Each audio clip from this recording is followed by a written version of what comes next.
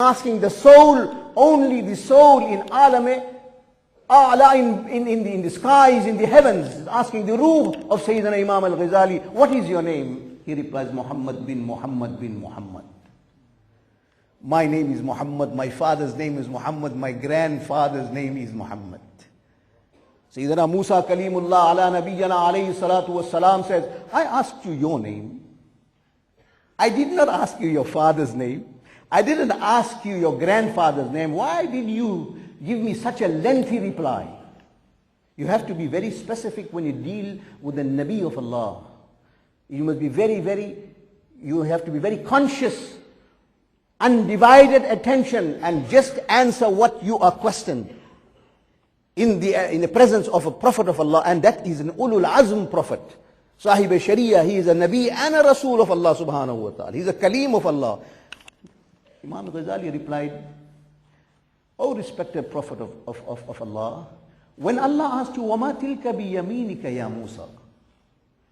Now the question here is, Imam Ghazali was born 488 years after the beloved Habib left this dunya.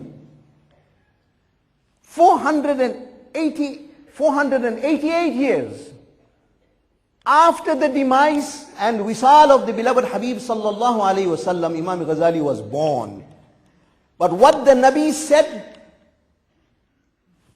488 years, the 12th year of Nubuwah, the Mi'raj took place. 12th year of Nubuwah, the Mi'raj took place. Imam Ghazali was nowhere around. He only came into physical existence 488 years ago. But he knew the hadith, what the Nabi alayhi salatu wasalam mentioned to the Sahaba in Makkah Mukarramah or Medina Munawwara. Think very carefully. How did he know a person who is not yet born, but from alam-e arwah, he is listening to what the beloved Habib sallallahu alayhi wasallam is saying to the Sahaba in Medina Munawwara or Makkatul Mukarramah, and he heard the hadith and he remembered the hadith. And this is when, in alam-e arwah, the Nabi sallallahu alayhi wasallam asked, Sayyidina Imam al-Ghazali radiyallahu anhu says, O beloved Nabi of Allah, when Allah asked you, وَمَا تِلْكَ بِيَمِينِكَ يَا Musa? Now when did this dialogue take place? This dialogue took place 1488 years before the birth of Sayyidina Imam al-Ghazali. Allah asked Sayyidina Musa. When Allah asked Sayyidina Musa, at that time, the beloved Habib sallallahu alaihi wasallam physically, he was not physically present and did not grace this earth with his physical presence. 1,000 years before the Nabi, 1,488 years before the birth of Sayyidina Imam al-Ghazali. But Imam al-Ghazali knew what was the dialogue taking place between Allah and Sayyidina Musa in the time of Sayyidina Musa. Imam al-Ghazali at that time was in alam-e arwah. Say, Ya wama tilka biyaminika ya Musa. What is in your right hand, O Musa? Sayyidina Musa replied, Qala hiya asaya. This is an asa on which I rest on which I prepare my fodder for my flocks, and I have many other work with this asa that I have in my right hand. So Imam Ghazali said, you are asking me why I gave you the answer, so lengthy answer, my name is Muhammad, my father's name is Muhammad, my grandfather's name is Muhammad. But when Allah asked you what is in your hand, all you had to say was, I have a staff, I have an asa in my hand, I have a stick in my hand. Why did you say, I use the stick for this, I use the stick for that? Why did you lengthen your answer? Ulama ummati ka anbiya bani Israel. Why did you lengthen your answer? Sayyidina Musa Kalimullah ala nabiyyana alayhi salatu wasalam replied, O Musa, O Ghazali, I lengthened my reply because I wanted to lengthen my dialogue with Allah, because this is a very, very rare and unique communication with Allah. So the longer you prolong, the more you prolong the dialogue with Allah, the more excellent it is. So that's the reason why I gave a lengthy answer to Allah subhanahu wa ta'ala. Imam Ghazali says, how often do we get the privilege to speak to a great prophet like you? Where do you get the opportunity of having a dialogue with a great prophet like you? I lengthened my answer to you because I wanted to lengthen the period I remain in your presence. Allahu Akbar. Where did Sayyidina Imam Ghazali? He was in the spiritual network. He is seeing, listening and learning the hadith of the Nabi sallallahu alayhi wasallam 488 years ago, long before he was born. And the network is such that in any crevice or corner you go, you will find that this network is available. All you have to do is no use sitting at home and say, look, I need a cell phone. I got a cell phone, but I cannot use it. You can't sit in your home. You go and subscribe. You have to go and subscribe. You go and fill the form. You fulfill the requisites of becoming a member of that network. And that is how you can use that cell phone. So the network of the beloved Habib sallallahu alayhi wasallam is present, is there. And all you have to do is to go and subscribe to it. And one of the biggest subscription is the love and respect for the beloved Habib Sayyidina Muhammad sallallahu alayhi wasallam. That is the form. There's no payment here. Payment is dedication. Payment is dedication. The currency that is used here is the currency of love of Sayyidina Rasulullah sallallahu alaihi wasallam. When you are linked, with the Prophet alayhi salatu wasalam in this network which is so far and wide. I'll give you an example very quickly. Very, very quickly. Sayyidina Ali radiyallahu ta'ala, Amir al-Mu'mineen, Babul Wilaya, Sayyidina Ali al-Murtaza karramallahu ta'ala wajhul kareem, was with the beloved Habib sallallahu alaihi wasallam in the Kaaba. It's inside the Kaaba, and at that time, our beloved master Sayyidina Mustafa sallallahu alaihi wasallam was cleansing the Kaaba from all the idols. One idol was placed on top of the roof of the Kaaba, very high. The beloved Habib sallallahu alaihi wasallam had his umbrella with him.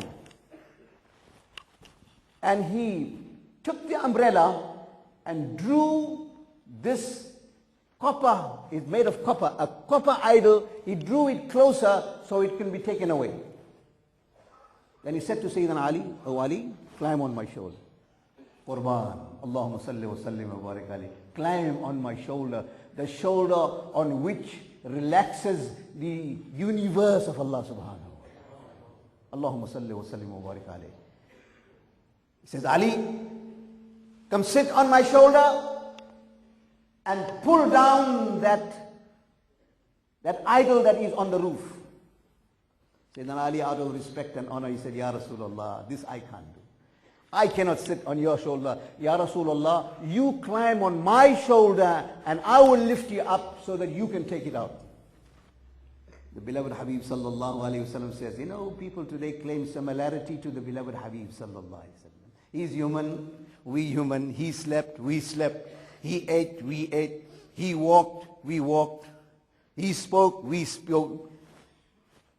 He's a human. He's human like every other human being.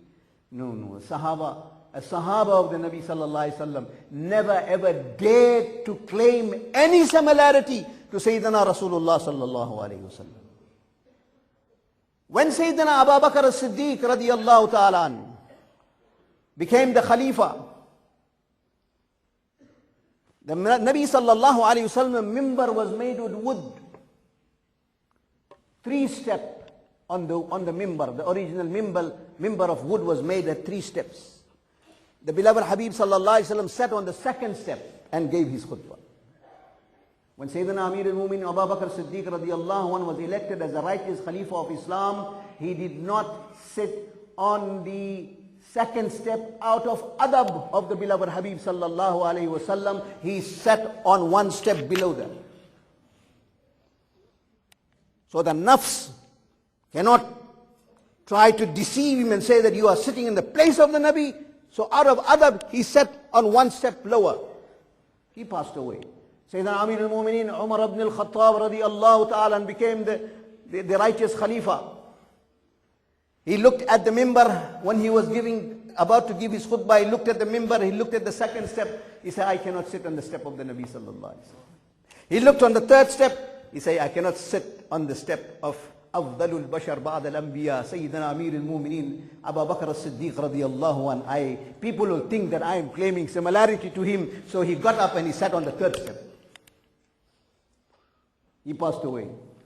Sayyidina Uthman al-Ghani, Amir al-Mu'mineen, Sayyidina Uthman al-Ghani radiyallahu ta'ala an's khilafah. He looks at the step. He said, the second one, the Nabi sallallahu alaihi wasallam said. The first one, Sayyidina Abu Bakr as-Siddiq radiyallahu ta'ala an said. The third one, Sayyidina Amir al-Mu'mineen Umar ibn al-Khattab said.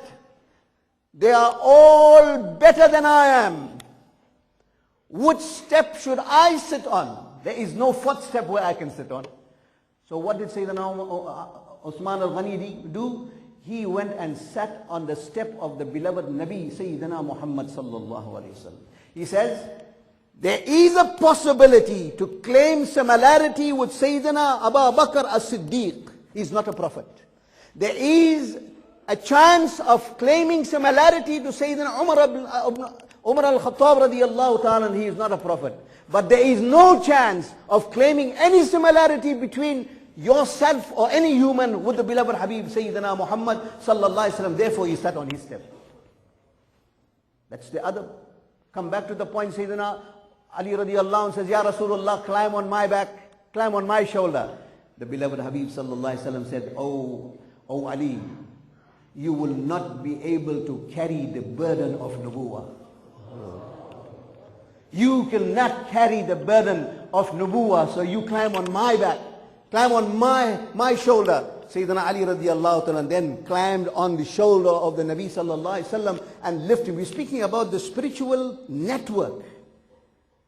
The spiritual network in Islam. Here is a perfect example of the spiritual network. What happens to, what transformation takes place when you join this network, that the main server is under the legendary green dome of Medina Munawwara, Sayyidina Muhammad sallallahu alayhi wasallam. That is the server of this spiritual network of Allah subhanahu wa ta'ala.